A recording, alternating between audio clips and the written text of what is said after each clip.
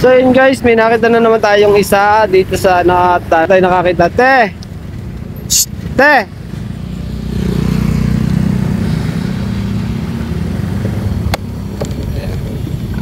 So guys, meron tayong nakitang isang bibigyan ng ating pamasko at interviewin muna natin si ate. Te, anong pangalan nyo po? Bibigyan ko kayong pamasko. Eden po. Ha? Eden. Taga saan po kayo? Taga rito po ako Sabang sa... sa Purok sa Sabang. papuntang papuntang Santa Monica? Ako dito lang sa may pagkakasbon ko lang na dulo. So may asawa na po? Yun na po. Kumamatay lang mo. Ilan po ang anak? 5 ho. 5. So si nanay, ay, ano po tinda niyo po? Turon at saka lumpia, banana.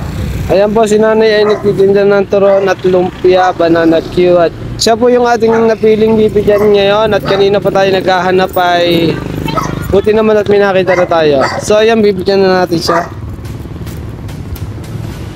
So ayan guys, bibigyan na natin kay nanay. Pag 21 nating pamilya na bigyan ngayong ito.